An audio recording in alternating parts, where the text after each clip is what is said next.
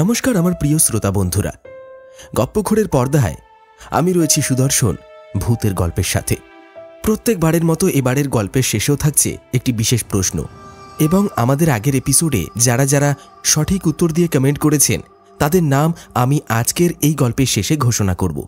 তাহলে চলুন মনোযোগ সহকারে শোনা যাক আজকের এই গল্পটি।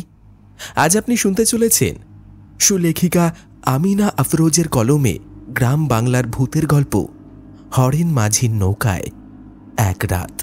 গল্প পাঠে এবং সমস্ত পুরুষ চরিত্রে থাকছি আমি বরাবরের মতো সুদর্শন, এবং আমার সঙ্গে নারী কণ্ঠে থাকছে বর্ণালী। শুরু হচ্ছে হরেন মাঝির নৌকায় এক রাত।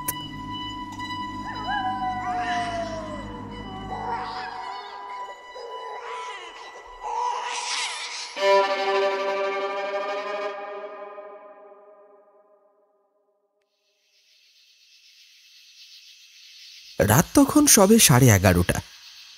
অন্ধকার রাত। রাস্তার ঘন কুয়াশা ভেদ করে একটা মিনি বাস মহিষপোতা বাস স্টপের খড়ের ছাউনির সামনে এসে দাঁড়ালো।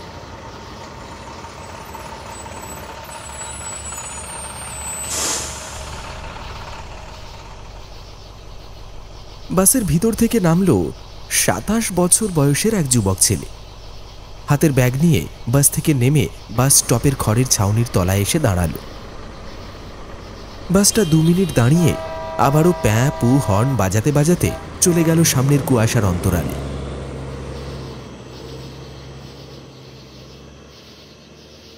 খড়ের ছাউনির তলায় দাঁড়ানো ছেলেটা হাত ঘড়ির দিকে তাকিয়ে দেখল ঘড়ির কাঁটা 11টা ছুঁই ছুঁই করছে।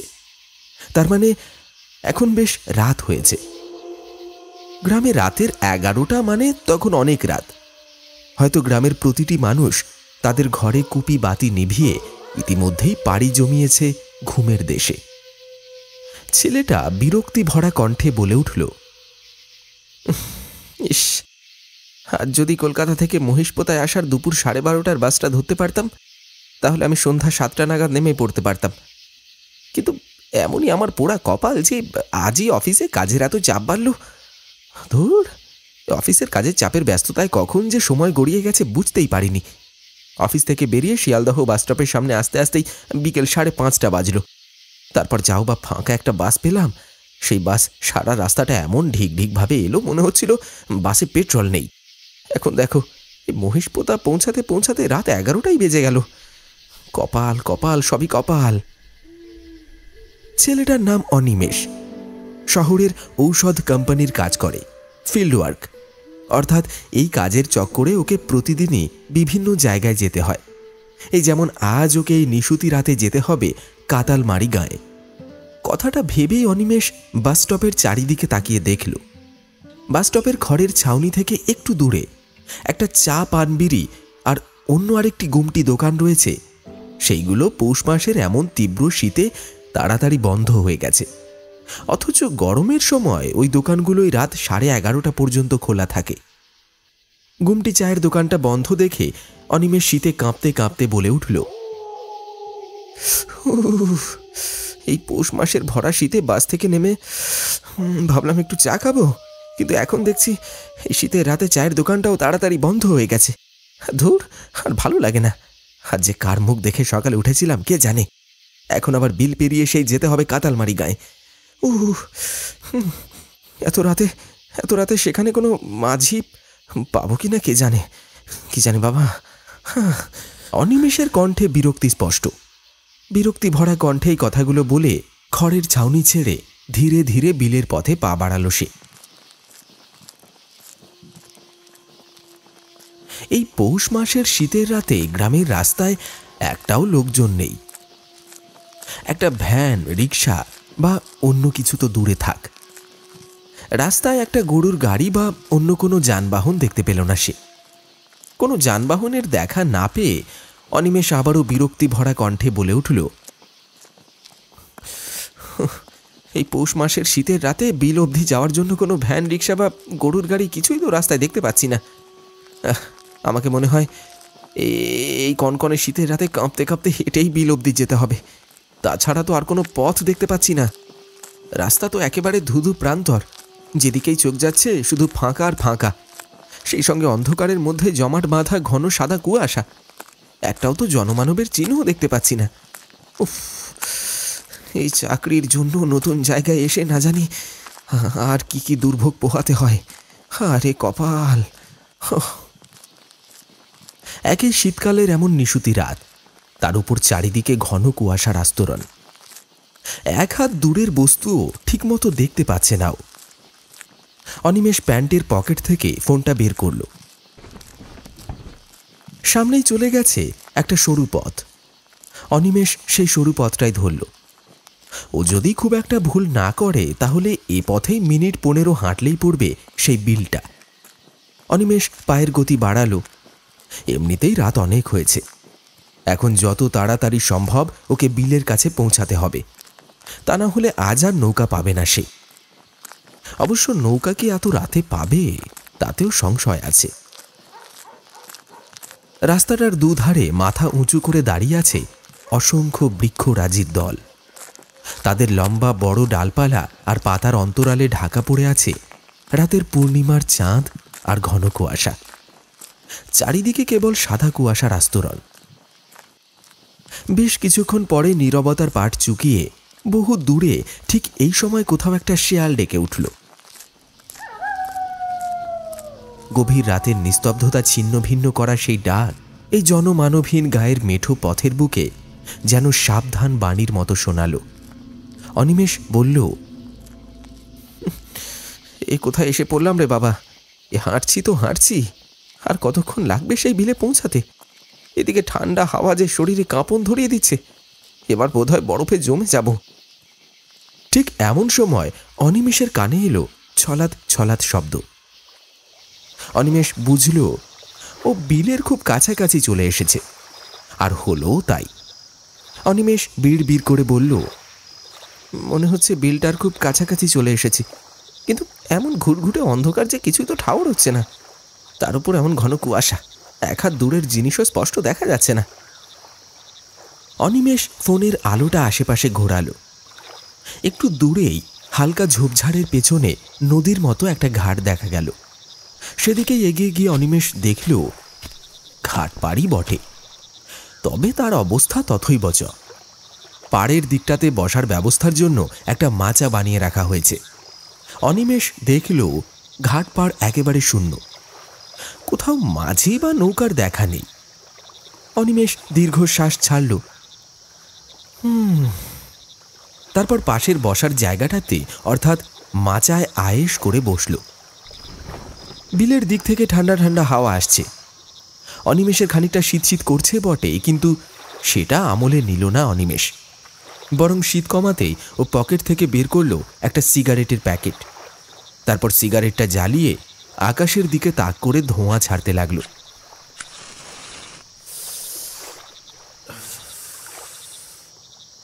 কিছুক্ষণ পর বিলের দিক থেকে ছলাৎ ছলাৎ শব্দ শুনতে পেল অনিমেষ। অনিমেষ চকিতে চোখ মেলে তাকালো বিলের দিকে। সামান্য ঘুটঘুটে অন্ধকার জলরাশি, ঠিক তার মধ্যেই সেই অন্ধকার কেটে ছলাৎ ছলাৎ শব্দ তুলে এগিয়ে আসছে একটা নৌকা। হ্যাঁ, নৌকাই বটে। দূর থেকে নৌকায় জ্বলতে থাকা টিমটিমি হলদে হ্যারিকেনটা চোখে পড়ল অনিমেষের। অনিমেষ হাঁক ছেড়ে বলল, মাঝি ভাই, ও মাঝি ভাই, শুনছো? অপর পাশে বিলের মধ্যেখান থেকে নৌকাটা তখন আরো কিছুটা সামনে এগিয়ে এসেছে। অনিমেষের প্রশ্নের উত্তরে একটু দূর থেকে কে যেন জবাব দিল, কে ডাকে আমারে? অনিমেষের চোখে আশার আলো ঝিলিক দিয়ে উঠল। একটু আগেও এই জনশূন্য ঘাট পাড় দেখে ওর মনে হচ্ছিল আজ আর কাতালমারি গায়ে যাওয়া হবে না, কিন্তু এখন এই মাঝিকে দেখে ওর হারিয়ে যাওয়া আশাটা যেন আবারও ফিরে এসেছে। অনিমেষ উত্তেজিত কণ্ঠে আবার হাঁক ছেড়ে বলল, আমি এপারে একটু আসবে? খারান আইতাছে। বহু দূর থেকে জবাব এলো। নৌকাটা ধীরে ধীরে বিলের মাঝে থেকে পাড়ে এসে থামল। অনিমেষ হাতের সিগারেটটা দূরে ফেলে দিল। তারপর তাকালো ঘাটে ভেড়া নৌকাটার দিকে। নৌকার পাটাতনে বসে থাকা লোকটা দৃষ্টিগোচর হলো ওর।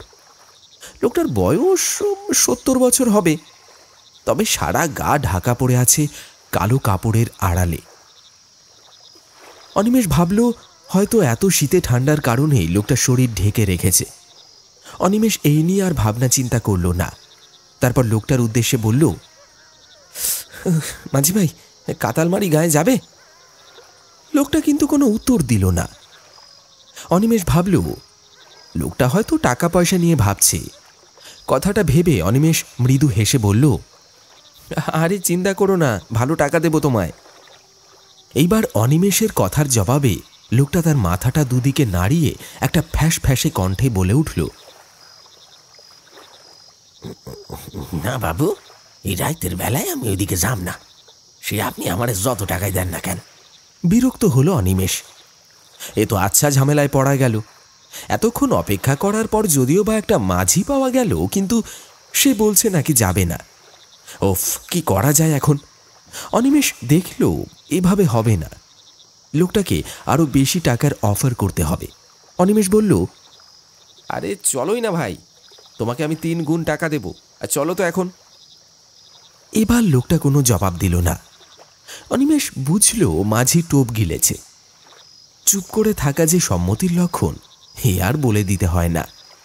অনিমেষ আর কথা বাড়ালো না, হাতের ফোনটা শক্ত করে ধরে এগিয়ে গেল সামনের দিকে। তখন আবারও সেই ঘন অন্ধকারের ভেতর থেকে অনিমেষ শুনতে পেল সেই ফ্যাঁস ফ্যাঁসে কণ্ঠস্বর, আস্তে উঠুন বাবু, এদিকটায় বড্ড কাদা।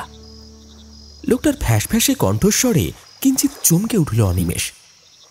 একেই তো শীতকালের এমন নিশুতি রাত, তার মধ্যে চারিদিকে ঘন কুয়াশার আস্তরণ। হাতে ধরা ফোনের আলোয় সামনেটা আরেকবার ভালো করে দেখে নিল সে। যত দূর চোখ যায় আলকাতরার মতো কালো জল টলটল করছে।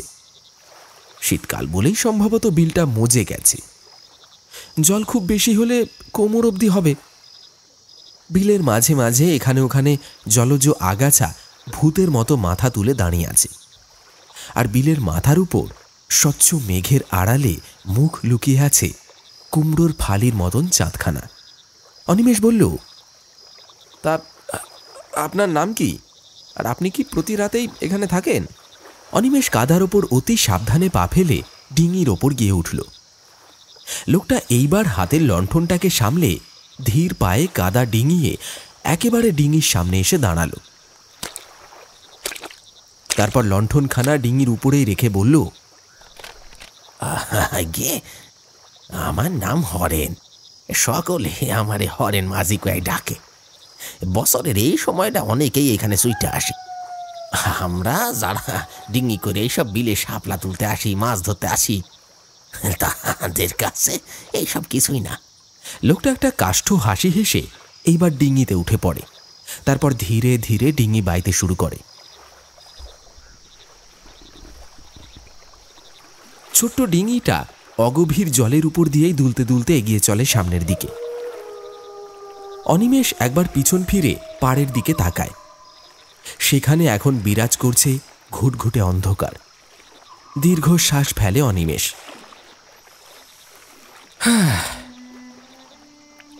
মানুষ আসলেই স্বার্থপর, যে যার স্বার্থের দিকেই ছুটে চলেছে।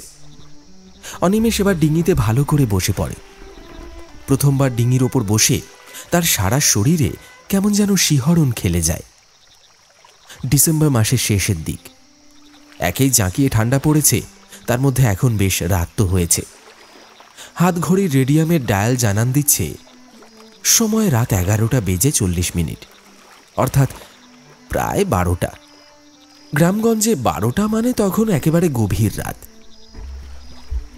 চারিদিকে নিস্তব্ধতা, আর শুধু জলের মধ্যে ছপাত ছপাত শব্দ করে ধীর লয়ে ডিঙি এগিয়ে যাচ্ছে বিলের আরো গভীরে।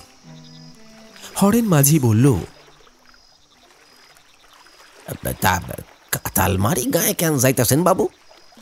হাতে ধরা ফোনের আলোটায় এই প্রথমবার লোকটার মুখটা কাছ থেকে ভালো করে দেখল অনিমেষ। পাকা দাড়ির আড়ালে দুখানা তীক্ষ্ণ গভীর চোখ উঁকি মারছে। ভদ্রলোকের বয়স 70 তো হবেই। পরনে আধ ময়লা নোংরা জামা আর লুঙ্গি, মাথায় বড় সড়ো টাক। প্রথমটা একটু ইতস্তত করল অনিমেষ, তারপর বলল, আমি যাচ্ছি অফিসের কাজে। হরেন মাঝি এবার মাথা দোলালো। ডিঙি নৌকার ছইয়ের ভেতরে জ্বালানো হ্যারিকেনের হলদে আলোয় লোকটাকে এখন খানিকটা স্পষ্টই দেখতে পাচ্ছে অনিমেষ। রাত বাড়ছে, অনিমেষের গায়ের ওপর টুপটুপ করে ঝরে পড়ছে শিশিরের কণা। লোকটা আর কিছু জিজ্ঞেস করেনি অনিমেষকে। অনিমেষও আগ বাড়িয়ে কিছুই বলেনি। ডিঙিটা আগের মতোই এগিয়ে যাচ্ছে বিলের কালো জল কেটে। ঝিরি ঝিরি উত্তরের হিমেল হাওয়া বইছে, তাতে শরীরে অন্যরকম একটা কাঁপন ধরিয়ে দিচ্ছে অনিমেষের। মাঝি লোকটা হয়তো অনিমেষের অবস্থাটা বুঝতে পেরেছিল, সেই কারণেই হয়তো সে বলল, বাবু, সইয়ের ভেতরে আইসা বসে, উত্তরের হাওয়া বইতাছে।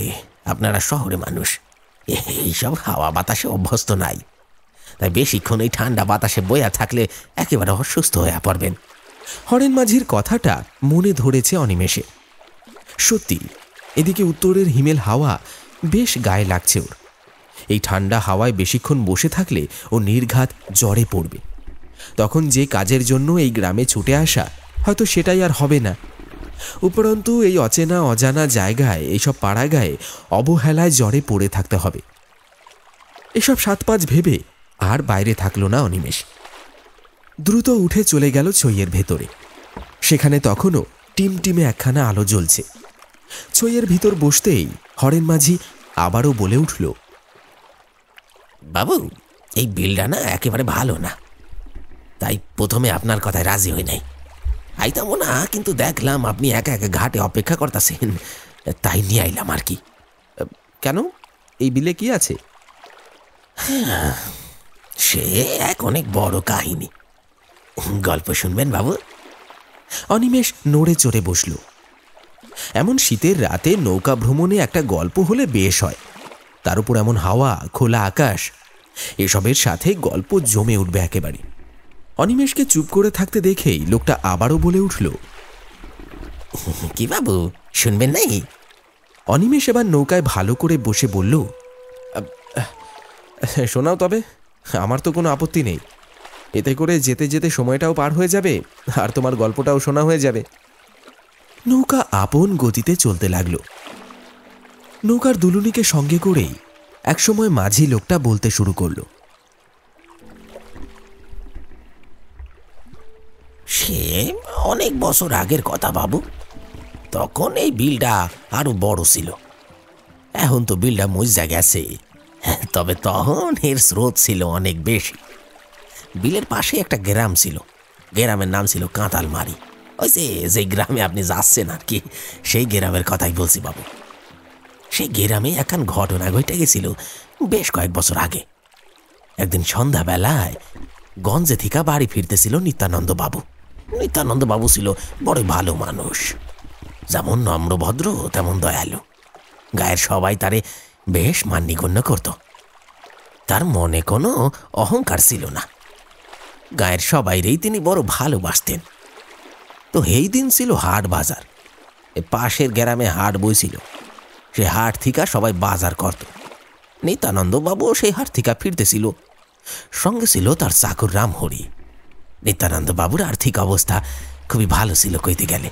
গোয়াল ভর্তি গরু আর গোলা ভর্তি ধান ছিল তার, তাই টেহা পয়সার কোনো অভাব হয় নাই। রামহরির দুই হাতে মাছ আর সবজির থলে, এতগুলা বাজার করতে পাইরা দুজনাই বেশ খুশি খুশি। ওরা আইতেছিল ওই গায়ের মাঠের রাস্তা দিয়াই আর কি, আল দিয়া। হাঁটতে হাঁটতে রামহরি বেশ একটু উত্তেজিত হয়ে কইল,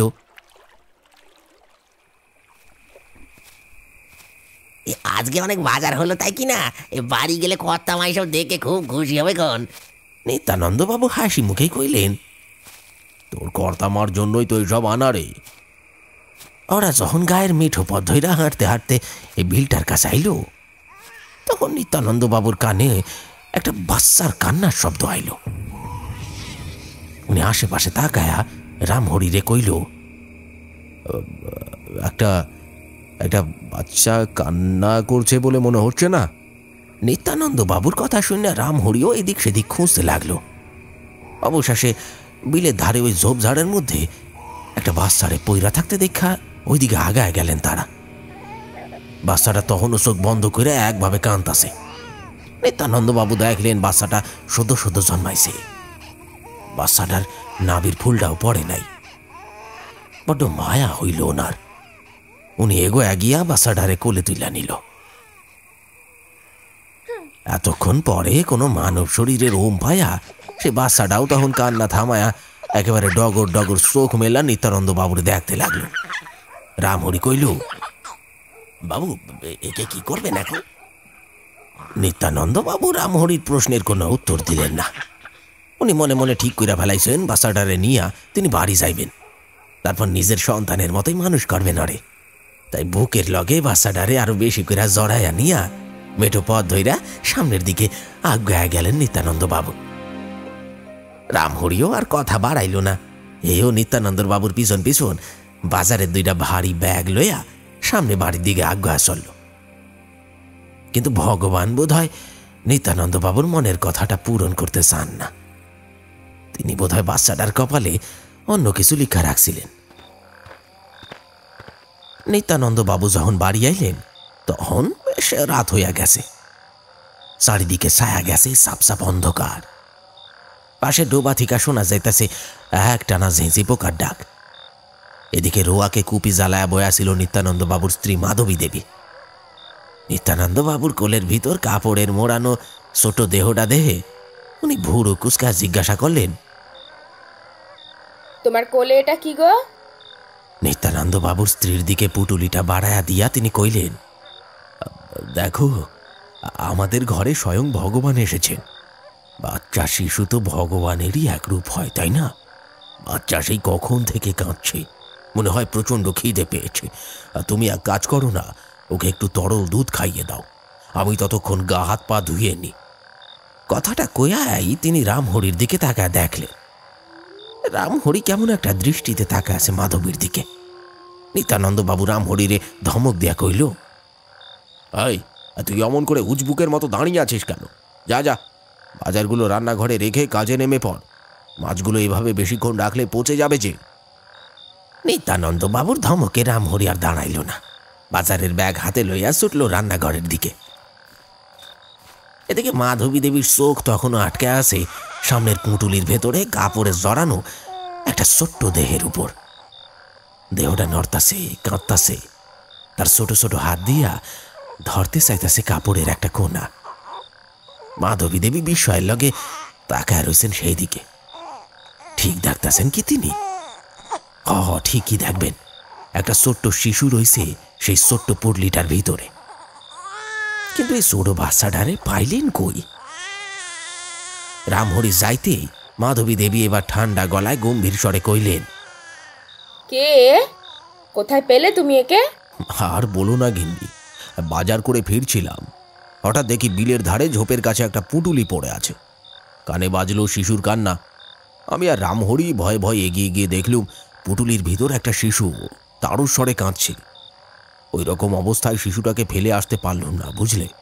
এই শুনশান রাত, ওখানে অমন করে ফেলে আসলে আবার শিয়াল কুকুরের পাল ছিঁড়ে খাবে যে, তাই সঙ্গে করে নিয়ে এলুম। নিয়ে আসলুম? তা নিজে যখন নিয়ে আসতে পেরেছ তখন নিজেই খাইয়ে দাও। কোন পাপের ফসল এটা কে জানে? আমি বাপু এসব পাপের ফসলকে ঘরে তুলতে পারবো না। নিত্যানন্দবাবু মাধবী দেবীর এই রূপ দেখা একেবারে হতবাক হইয়া গেলেন। রাতের বেলায় আর তিনি কথা বাড়াইতে চাইলেন না, তাই বাচ্চাটারে কোলে নিয়ে তিনি ঘরে ঢুকলেন। মাধবী দেবী ঠায় দাঁড়ায় রইলেন দুয়ারের কাছে। চোখ দুইটা ধক ধক করে জ্বলতাছে তার। তারপর কি হলো? মাধবী দেবী কি পরে মেনে নিয়েছিল বাচ্চাটাকে? এতক্ষণ মন দিয়ে হরেন মাঝির গল্প শুনছিল অনিমেষ। মনে কৌতূহল জেগেছিল, তাই একটা সময় কৌতূহল সংবরণ করতে না পেরে বলে উঠল কথাটা। হরেনও মাঝে অনিমেষের দিকে তাকালো। নৌকার ছইয়ের মধ্যে জ্বলতে থাকা হ্যারিকেনের আলোটা প্রায় নিভু নিভু হয়ে এসেছে, হয়তো তেল ফুরিয়ে এসেছে ওটার। হরেন মাঝি সেই নিভু নিভু হ্যারিকেনের আলোর দিকে তাকিয়ে দীর্ঘশ্বাস ফেলে বলল, পরের বাচ্চারে কি আর নিজের কইয়া মানা যায় বাবু? যায় না। সে যতই মমতাময়ী হোক না কেন, নিজের নারী কাটা ধন থেকে অপরের ছেলেরে কোনো মতেই ভালোবাসতে পারে না। মাধবী দেবীও মানতে পারেন নাই। আমি মাধবী দেবীরে দোষ দেই না, দোষ ভুল ত্রুটি হচ্ছে আমাগো নিজে গো ষড়রিপু। কখন যে কার ষড়রিপু বেড়ে যায় তা কেউ জানে না। তো যা বলছিলাম, সেদিন রাতে মাধবী দেবী আর কোনো অশান্তি করেন নাই, কিন্তু পরের দিন আলো ফুটতে নিত্যানন্দ বাবুর উঠানে বাঁধল কোন্দল। মাধবী দেবী কইলেন, হয় তুমি এই পাপের ফসলটাকে বাড়ি থেকে তাড়াবে, নয়তো আমি আমার ছেলেকে নিয়ে এই বাড়ি থেকে এক্ষুনি বেরিয়ে যাব। নিত্যানন্দ বাবু অবাক হইলেন, কিছুটা কষ্টও পাইলেন মাধবী দেবীর এমন ব্যবহারে, কিন্তু বাচ্চাটারে তাড়ায়া দিলেন না। বরং মাধবী দেবীর উদ্দেশ্যে তিনি কঠিন বজ্রকণ্ঠে কইলেন, তুমি যদি যেতে চাও তাহলে চলে যাও, কিন্তু এই ছোট্ট দুধের শিশুকে আমি কিছুতেই ফেলে আসতে পারবো না। নিত্যানন্দ বাবুর এমন কঠিন স্বর শুইনা দৈমা গেল মাধবী দেবী। বুঝলেন মাথা গরম কইরা কোনো লাভ হইব না, যা করতে হইব কলা কৌশলে করতে হইব। পরের দিন স্বামীর চোখ রাঙানিতে মাধবী দেবীর সে বাচ্চা শিশুটারে কোলে নিয়েছিলেন বটে, কিন্তু ওনার মনের ভেতর জমা ছিল এক রাশ প্রতিশোধের আগুন। এরপর দিনের পর দিন বাচ্চা শিশুটা বড় হইতে থাকলো। নিত্যানন্দ বাবুর বাড়িতে তার খাওয়া পড়া এসবের কোনো অসুবিধাই হইল না। নিত্যানন্দ বাবু যেন নিজের ছেলের থেকে ওই বাচ্চা শিশুটারে একটু বেশি ভালোবাসতেন। হয়তো শিশুটার মায়ায় আটকা পড়ে গেছিলেন তিনি নিজেই গোসল করাইতেন, নিজেই খাওয়াইয়া দিতেন। এসব সহ্য হইত না মাধবী দেবীর। মাধবী দেবীর লগে আরও একজন সহ্য করতে পারত না এই সমস্ত কাজকর্ম। সে হইল নিত্যানন্দ বাবুর নিজের ছেলে রাম। তার বয়স হইব 10 বছর, কিন্তু এই 10 বছরের সে যেন অনেক কিছু বুঝা গেছে। তার বাবা তারে ছাড়াও আরেকজনরে প্রাণের থেকেও বেশি ভালোবাসতেছে, এটা সে কিছুতেই মাইনা নিতে পারত না। তাই মায়ের লগে লগে তার মনের ভিতরেও ঘৃণা বাড়তে লাগলো। এইভাবেই কাটতে গেল 2 বছর। এই দিনের কুড়ায় পাওয়া ছেলেটার বয়স এখন 2। ছেলেটা আদো আদো কথা কইতে পারে এখন। তাছাড়া ছোট্ট ছোট্ট পায়ে ঘুরে বেড়ায় নিত্যানন্দ বাবুর পুরা বাড়ি জুইরা। নিত্যানন্দ বাবু বাচ্চাটার নাম দিছে খুশি।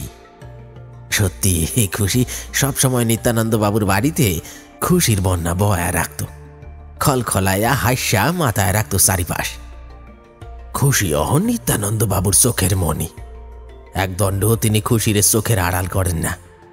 কিন্তু কথায় আসে না, সুখ কারোর কপালে বেশি দিন টিকে না। খুশির কপালেও নিত্যানন্দ বাবুর আদর বেশি দিন জুটল না। একদিন নিত্যানন্দ বাবু কাজের সূত্রে কাতালমারি গাঁ থেকে অনেক দূরে গেলেন। সেই সুযোগেই মাধবী দেবী তার মনের ভেতরে জমানো এতদিনের প্রতিশোধের আগুনটা এবার শান্ত করলেন। প্রতিদিনের মতোই দুপুরে স্নান করার জন্য খুশি এবং রামকে নিয়ে তিনি এলেন ওই গায়ের বিলে। কিন্তু তার অভিসন্ধি স্নান করায় ছিল না। ঘাট পাড়ে যখন গ্রামবাসী গো আনাগোনা কমিয়া যাইতে লাগলো, তখন তিনি একটা জঘন্য কাম করলেন। খুশিরে সুইরা হালায় দিলেন বিলের জলে। ছোট্ট খুশি জলে হাত পা ছুটতে লাগলো। অতটুকু দুধের শিশু কি আর সাঁতার কাটতে পারে? পারে না। খুশি যখন জলে পড়ে হাত পা ছুটতেছিল, ঠিক তখনই মাধবী দেবীর দাঁত পিসা ওই অবলা বাচ্চাটার উদ্দেশ্যে কইছিল, মর না, মর, তাড়াতাড়ি মর। তুই মরলে আমার হাতটা একেবারে জুড়োবে। উড়ে এসে জুড়ে বসে কি ভেবেছিলি সব সম্পত্তি হাতাবি না? এই মাধবী থাকতে সেইটা কখনো হতে দেবে না, বুঝলি? আমার সব সম্পত্তি পাবে আমার ছেলে রাম। খুশি তখন মাধবী দেবীর দিকে হাত বাড়ায় ছটফট করতেছে। বোঝাই যাইতাছে ছোট্ট দেহটা জলে পইরা নিঃশ্বাস নিতে কষ্ট হইতাছে, কিন্তু মাধবী দেবীর সেদিকে কোনো ভুরুক্ষেপ নাই। একটু পরেই খুশি ছটফট করতে করতে হারায়া গেল বিলের অতলে।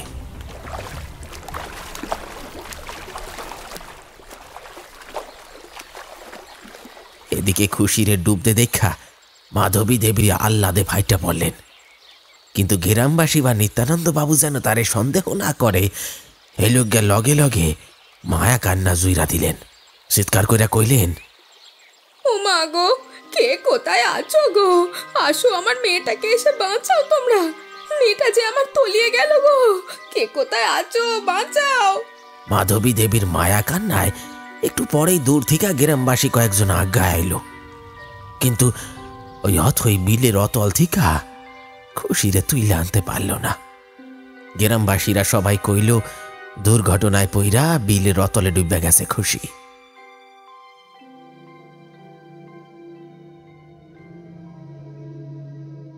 কয়েকদিন পর নিত্যানন্দ বাবু যখন বাড়ি ফিরাইলেন, তখন বাড়িতে খুশিরে না দেখা কইলেন, খুশিমা কোথায়? আরে ওকে দেখছি না যে। যাও যাও, ওকে নিয়ে এসো। কতদিন হলো মেয়েটার মুখটা দেখি না। মাধবী দেবী নিত্যানন্দ বাবুর কথা শুননা আবারও মায়া কান্না জুইরা দিলেন। বুক সাপড়ায় সাপড়ায় কান্না করতে করতে কইলেন, এ আমার কি হলো গো, এতে সর্বনাশ হয়ে গেছে গো। আমাদের খুশি যে আমাদের ছেড়ে চলে গেল, এ আমাদের কি হলো গো। হে ভগবান, আমাদের কাছ থেকে ওই নিষ্পাপ শিশুটাকে কেড়ে নিলে তুমি। হে ভগবান, আমার মেয়েটা চলে গেল গো। নিত্যানন্দ বাবু মাধবী দেবীর এইসব কথার আগাগোড়া কিছুই বুঝতে পারলেন না। তিনি মাধবী দেবীর উদ্দেশ্যে একটু ধমক দেয় কইলেন, আরে কান্না থামাও, কি হয়েছে সবটা খুলে বলো আমাকে। এভাবে বললে কিছুই তো বুঝতে পারবো না। আমার আমার খুশিমার কি হয়েছে? কোথায় গেছে ও? সেদিন দুপুরে খুশিকে নিয়ে আমি গিয়েছিলাম বিলে, ওকে একটু স্নান করাবো বলে। আমার সঙ্গে রামও তো গিয়েছিল। খুশিকে মাটিতে নেমে গিয়ে আমি পাড়ের কাছে গিয়ে কাপড় কাচ্ছিলাম। কাপড় কাচা শেষ হলে বিলের জলে ডুব দিয়ে পাড়ে এসে দেখি খুশি আর নেই। আমার তো ভয়ে একেবারে বুকটা খালি হয়ে গেল। আশেপাশে তাকালাম, কিন্তু খুশিকে কোথাও দেখতে পারলুম না। অনেকক্ষণ ওর নাম ধরে আমি ডাকাডাকিও করলাম। বিলের চারপাশটা আমি তন্ন তন্ন করে খুঁজেও দেখলাম। তারপর জলে ওই হুটোপুটির আওয়াজ শুনে আমি দৌড়ে গেলাম। গিয়ে দেখলাম মেয়েটা আমার জলে হাবুডুবু খাচ্ছে। আমিও জলে নামলাম, কিন্তু খুশিকে আর বাঁচাতে পারলাম না। আমার চোখের সামনে মেয়েটা একেবারে জলে ডুবে গেল গো। মৃতদেহটাও পাইনি। মেয়েটা আমার বড় কষ্ট পেয়ে মরেছে গো। ও গো, তুমি ওর শ্রাদ্ধের ব্যবস্থা করো। শুনেছি অপঘাতে মৃত্যু হলে নাকি আবার আত্মা শান্তি পায় না। আমাদের খুশির আত্মাও বোধহয় শান্তি পায়নি গো।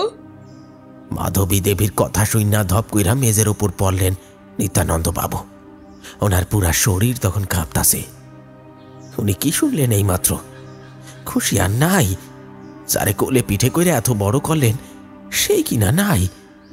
কথাটা ভাবতেই কান্নায় ভাঙ্গা পড়লেন তিনি।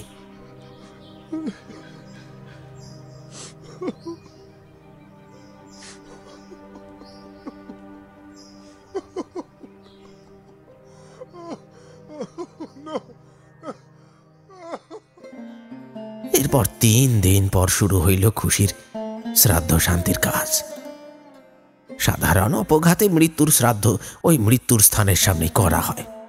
খুশির ক্ষেত্রেও তেমনটাই করা হইল, আর তেমন বিপত্তি ঘটল সেইখানেই। গ্রামের পুরোহিত যখন বিলের সামনে খুশির শ্রাদ্ধের কাম করতেছিল, ঠিক তখনই কে যেন সকলের সামনে থিকা পুরোহিতের মলাইটাই না বিলের জলে ভালায় দেয়। প্রথম দফায় সবাই তো বেশ অবাক হয়ে যায়। তারপর নিত্যানন্দবাবু সেই পুরোহিতরে বাঁচাইতে ওই বিলের জলে ঝাঁপ দেয়। পুরোহিত মশাই সাক্ষাৎ মৃত্যুর হাত থেকে সেই যাত্রায় বাঁচা যান। তারপরে কি হলো? এতক্ষণ হরেন মাঝির গল্পে বুঁদ হয়েছিল অনিমেষ, তাই হরেন মাঝি থামতেই উত্তেজনায় কথাটা বলল সে। হরেন মাঝি একবার অনিমেষের মুখের দিকে তাকালো, তারপর দীর্ঘ শ্বাস ফেলে আবারও বলতে শুরু করল। এরপর সেই গায়ে শুরু হইল একটা নতুন আতঙ্ক। এর বছর খানেক পরে মাধবী অন্তঃসত্ত্বা হন। ওনার যখন অন্তঃসত্ত্বার 7 মাস, উনি একদিন এক দুর্ঘটনায় মারা যান। ওনার লগে মারা যায় ওনার ছেলে রামও। দুজনেরই মৃত্যু হয়েছিল ওই বিলের জলেই ডুববা। গাঁয়ের লোকের ভাষ্য মতে উনি নেই একদিন ওই বিলে স্নান করতে গেছিল, তো এইখানেই নাকি উনি পিছল খায়া বিলের জলে ডুইব্বা মইরা যান। রামেরও একই পরিণতি হয়েছিল। ওনাগো দুইজনের পচা ফোলা ফাঁপা মৃতদেহটা ভাইসা উঠছিল 2 দিন পরেই। নিত্যানন্দবাবু এই ধাক্কার সহ্য করতে পারেন নাই। একে একে মাইয়া, বউ, পোলা সবাইরে হারায়া উনিও অবশেষে সেই রাতেই নিজের বাড়িতে গলায় দড়ি দিয়ে আত্মহত্যা করেন। তারপর থেকেই সেই গায়ে শুরু হয় খুশির আতঙ্ক। গ্রামের কেউই নিস্তার পায় না ওর হাত থেকে। সন্ধ্যার পর এই নদী পথে যে ওই কাতালমারি গায়ের ঘাটে নৌকা ভেড়ায় তারাও মারা পড়ে ওর কাছে। তাগো মৃতদেহ পর্যন্ত পাওয়া যায় না। একদিন আপনার মতোই এক আগন্তুক জিত কইরা সন্ধ্যাবেলায় নৌকা নিয়া এই বিল পাড়ি দিয়া গেছিল ওই কাতালমারি গায়ের ঘাটে। কি হয়েছিল তার? তখন গভীর রাত, খেয়া ঘাট শূন্য, আশেপাশে জনমানবের দেখা নাই। আসলে গ্রামগঞ্জ কি না, তাই সবাই তাড়াতাড়ি খায়া দায়া ঘুমায় পড়ে। ওডে ভোরবেলায় মোরগ ডাকার লগে লগে। লোকটার নাম ছিল আশুতোষ। বিল পাড়ি দেওয়ার লেগা তিনি একটা ডিঙি ঠিক করলেন। ডিঙিটা ছোট, মাছ ধরার ডিঙি। তার লগে ছিল নৌকার মাঝি। তারে নাই অনেকটা লোভ দেখাইছিল সে। তো ওনারা আনুমানিক রাত 12টা নাগাদ এই ঘাট পার থেকে ডিঙি ভাসা দেয় কাতালমারি গায়ের উদ্দেশ্যে। এইখান থেকে কাতালমারি গায়ে যাইতে সময় লাগে ওই ঘন্টা খানেকের বেশি। তারা যখন বিলের মাঝখানে আহে তখন থেকেই নাকি তাগো লগে শুরু হয় ভৌতিক ঘটনা। কখনো বা নৌকা আপনা আপনি থাইমা যাইতে থাকে, আবার কখনো বা নৌকা বইটা সারাই আপনা আপনি তর তর কইরা আগুয়া যাইতে থাকে কাতালমারির দিকে। এসব দেখা মাঝি আর আশুতোষ ভীষণ ভয় পাওয়া যায়।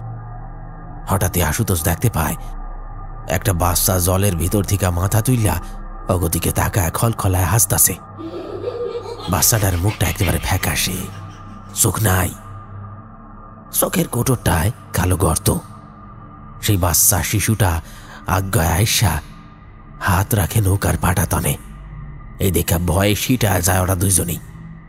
তারপর সেই ভয়ঙ্কর দেখতে শিশুটা নাকি অগ দুজনের টাইন না হিসড়া নিয়ে যায় বিলের জলের অতলে। তবে মাঝি লোকটার ভাগ্য নেহাত ভালো ছিল, তাই অনেক কষ্টে সাঁতার কাইটা পাড়ে আইতে পারছিল। তারপর দিন সেই সমস্ত ঘটনা খুইল্লা কইছিল গ্রামবাসীগো। গ্রামবাসীরা সব শুইনা সেই দিনই সুইটটা পাশের গায়ে এক তান্ত্রিকের কাছে গেছিল। তান্ত্রিকের নাম ছিল ভৈরব তান্ত্রিক। বেশ নাম ডাকছিল তার। সে নাকি ভূত তাড়াইতে ওস্তাদ। গায়ের মোড়ল সেই তান্ত্রিকের সামনে গিয়া হাত করজোর করে কইল,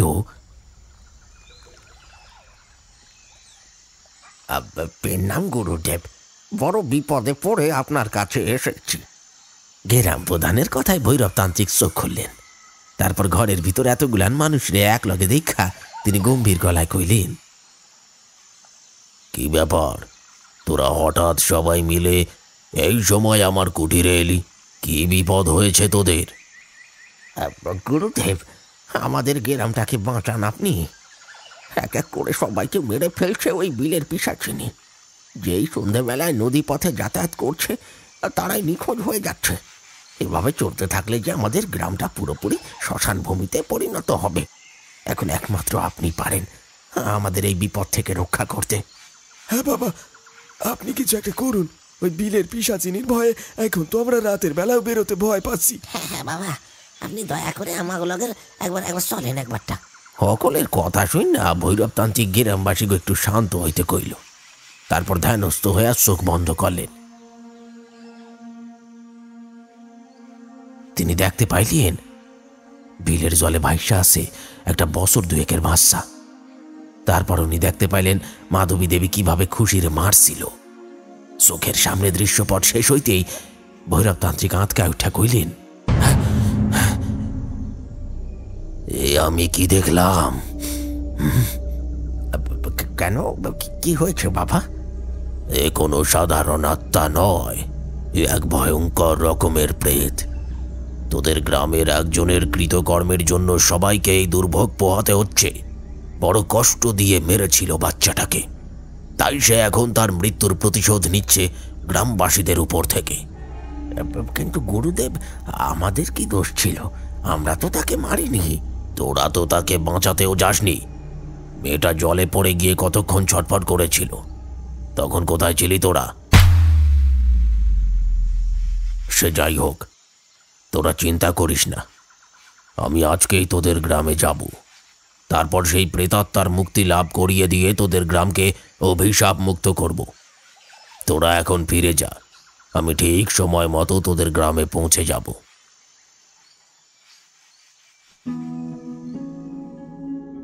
সেদিন সন্ধ্যাবেলায় কাতালমারি গাঁয়ের সবাই যে যার ঘরে বয়ে আসছিল।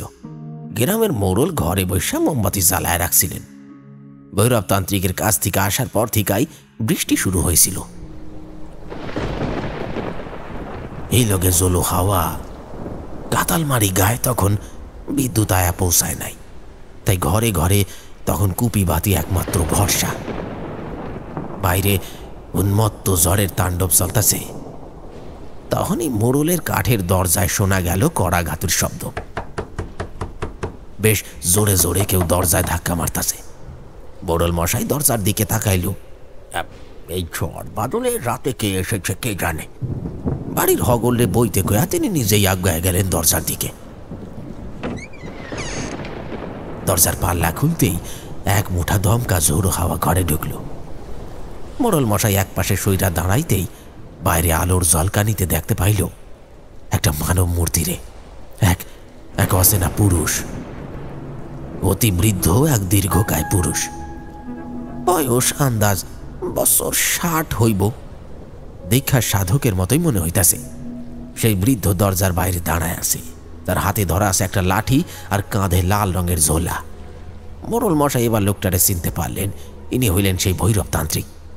মোড়ল মশাই এবার দরজা সাইরা ধীরে ধীরে আজ্ঞা এলেন ঘরের ভিতরে।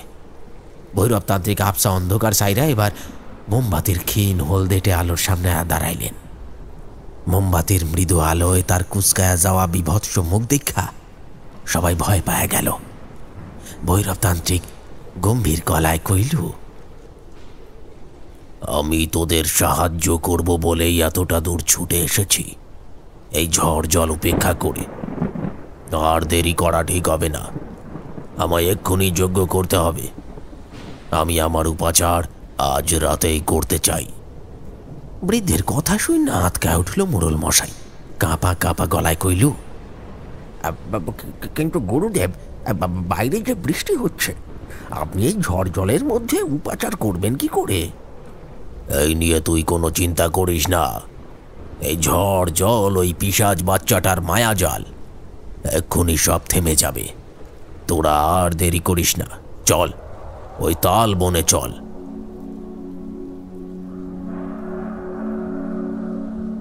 ভৈরবতান্ত্রিকের কথাই সত্যি হইল। গায়ের গ্রামবাসীরা যখন হেরিকেন নিয়ে ভৈরবতান্ত্রিকের লগে বাড়ি থেকে বাইর হইল, তখন অদৃশ্য এক শক্তি বলে থাইমা গেল বৃষ্টি। মোড়লের বাড়ির সামনে সোজা রাস্তা ধইরা মিনিট 15 চলার পর ডান দিকে মন নিতেই ওরা দেখতে পাইল এই বিলের ঘাটটা। বিলটা তখন শান্ত, একেবারে স্থির। ভৈরবতান্ত্রিক তার কাঁধের জোলা থিকা সাদা রঙের এক ধরনের ভস্ম মুঠো কইরা ছড়ায়া দিলেন বিলের জলে। সেই লোকের চোখ বন্ধ কইরা এক মনে বীর বীর কইরা কি সব মন্ত্রপাঠ করতে লাগলেন। তারপর বিলের জলে রক্ত চন্দন বাটা রাখা দিলেন। কিছুক্ষণ পর আকাশে চাঁদ উঠল, কিন্তু সেই চাঁদের রং একেবারে গাঢ় লাল। সবাই অবাক হয়ে তাকাইল চাঁদের দিকে। চাঁদের এমন গাঢ় লাল রং গায়ের লোকজন আগে কখনো দেখে নাই। ভৈরবতান্ত্রিক এবার সেই বিলের কাছে একটা জায়গায় বইলেন। গ্রামবাসীরাও তার সামনে কিছুটা দূরে বইল। ভৈরবতান্ত্রিক প্রথমে ভালো কইরা গাত্র বন্ধন কইরা নিলেন। তারপর যজ্ঞের অগ্নিকুণ্ডে আগুন জ্বালায় যজ্ঞ শুরু করলেন। এইভাবেই চলল মিনিট 20। এরপর যজ্ঞের আগুন আপনা থিকা নিভা গেল।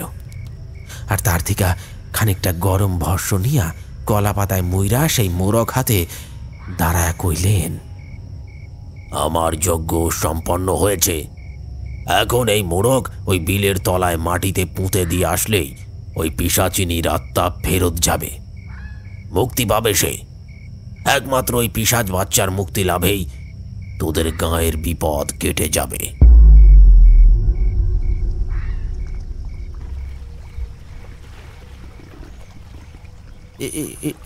এরপর কি সব ঠিক হয়ে গেছিল? খুশির আত্মা কি মুক্তি পেয়েছিল? ভৈরবতান্ত্রিক ওই মোরগ বিলের তলায় পুঁতা দেওয়ার পর এই বিলে আর কোনো ভৌতিক ঘটনা ঘটে নাই। কিন্তু আপনি এত ঘটনা জানলেন কি করে? অনিমেষের কথায় হরেন মাঝি রহস্যময় হাসি দিয়ে বলল, কারণ সেই ভৈরবতান্ত্রিকটা আমি ছিলাম। এই কথা শুনে অনিমেষ অবাক হয়ে বলল, কিন্তু আপনি তো মাঝি। তখন আমি মাঝি, তবে এক সময় আমি তান্ত্রিক ছিলাম। অনেকদিন তন্ত্র সাধনা করছি, কিন্তু এখন পেটের দায়ে মাঝির ভিত্তি করি, তাই নিজেরে পাল্টায় নিছি। আমার আচার আচরণ, কথা কওয়ার ধরন দেখা কে বুঝতেই পারবো না যে আমি এককালে তান্ত্রিক ছিলাম। পাল্টায় নিছি, নিজেরে পাল্টায় নিছি। হরেন মাঝির শেষের কথাগুলো কেমন যেন কাঁপা কাঁপা শোনাল। এমন সময় নৌকাটা ঘাটে এসে থামল। হরেন মাঝি বলে উঠল, এসে গেছি বাবু, এইটাই কাতালমারি গেরাম। নাইমা পড়ুন, নাইমা পড়ুন। কাতালমারি গায়ের নাম শুনে খানিকটা ভয় পেল অনিমেষ। অনিমেষকে ভয় পেতে দেখে হরেন মাঝি বলে উঠল, ভয় নাই, ভয় নাই, খুশির আত্মা মুক্তি পাইছে। অনিমেষ এবার সভয়ে নৌকা থেকে নেমে পাড়ে এসে দাঁড়াল।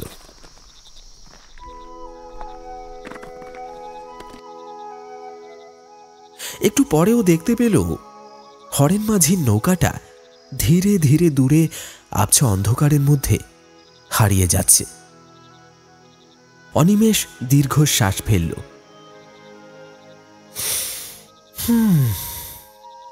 সত্যি মানুষ বড় অদ্ভুত। তার লোভ লালসার জন্য সে সবকিছুই করতে পারে।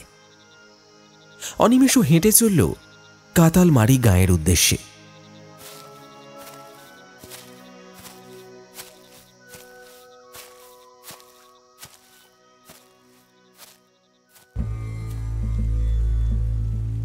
শুনলেন হরেন মাঝির নৌকায় এক রাত। আমাদের আজকের নিবেদনের এই গল্পটি আপনার কেমন লাগলো অবশ্যই কমেন্ট বক্সে লিখে জানান। তবে চলুন, গল্পের শুরুতে যেমনটা বলেছিলাম, আজকের এই গল্প থেকে থাকছে এক বিশেষ প্রশ্ন। প্রশ্নের সঠিক উত্তর আপনার নামের সঙ্গে অবশ্যই কমেন্ট করতে ভুলবেন না। আজকের প্রশ্নটি হল, যখন নিত্যানন্দ বাবুর কুড়িয়ে পাওয়া মেয়ে খুশি জলে ডুবে মারা যায়, সেই সময় মাধবী দেবীর পুত্র রামের বয়স কত ছিল? প্রশ্নটি আরেকবার বলছি, খুব চিন্তা ভাবনা করে একটু লজিক্যালি আপনাকে ভেবে উত্তর দিতে হবে।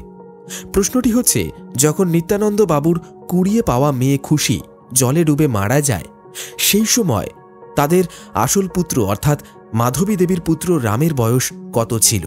যদি গল্পটি মন দিয়ে শুনে থাকেন তাহলে একটু চিন্তা ভাবনা করে সঠিক উত্তরটি কমেন্ট বক্সে জানান। আপনাদের মধ্যে থেকেই কয়েকটি কমেন্ট আমি বেছে নেব আগামী গল্পে ঘোষণা করার জন্য। তাহলে চলুন এক দফা ঝটপট দেখে নেওয়া যাক আমাদের আগের গল্পের প্রশ্নের উত্তরটি কি ছিল এবং কারা কারা সঠিক উত্তর দিয়েছিলেন। আমাদের আগের এপিসোডের প্রশ্নটি ছিল, গল্পে প্রধান চরিত্র বাঙালি বাবু অলোক সেন তিনি রাতের বেলায় কি খেতে পছন্দ করতেন? এর সঠিক উত্তর হচ্ছে গরম গরম রুটি আর আলুর তরকারি ছিল তার প্রিয় রাতের খাবার। তাহলে চলুন দেখে নি কারা কারা সঠিক উত্তর দিয়েছেন। এই প্রশ্নের সঠিক উত্তর দিয়েছেন কাকদ্বীপ থেকে আহসান শেখ, কলকাতা থেকে নেপাল ব্যানার্জি, হাওড়া ডোমজুর থেকে কমেন্ট করেছেন মৌসুমী, পূর্ব মেদিনীপুর থেকে সঠিক উত্তরটি লিখেছেন সুমন, এছাড়া কোচবিহার থেকে কমেন্ট করেছেন অমৃতা বিশ্বাস, এছাড়া কমেন্ট করেছেন রামপ্রসাদ কর্মকার, নিউ টাউন থেকে অভিজিৎ মণ্ডল, গোবরডাঙ্গা থেকে নন্দিনী রয়, বোলপুর বীরভূম থেকে বৈশাখী ঘোষ, নবদ্বীপ থেকে কমেন্ট করেছেন আকাশ মণ্ডল, হাওড়া সাঁকরাইল থেকে ইমরান লস্কর কমেন্ট করেছেন তার নামটি অ্যানাউন্স করার জন্য। এছাড়াও সঠিক উত্তর লিখে কমেন্ট করেছেন হাওড়া থেকে মনিকা। আপনাদের প্রত্যেককে অনেক অনেক ধন্যবাদ জানাই আমাদের গল্পগুলি শোনার জন্য এবং গল্পের সঠিক উত্তর কমেন্ট বক্সে লিখে জানানোর জন্য। যাদের নাম আমি এই গল্পে নিতে পারলাম না তাদের কাছে অনুরোধ, আজকের এই গল্পের সঠিক উত্তরটি, আপনার নাম এবং আপনি কোন জায়গা থেকে গল্পটি শুনলেন অবশ্যই লিখে জানান। তাহলে চলুন দেখা হচ্ছে আবার একটি টানটান উত্তেজনায় পরিপূর্ণ গল্পের সাথে আগামী পর্বে। সবাই ভালো থাকবেন, সুস্থ থাকবেন। ধন্যবাদ।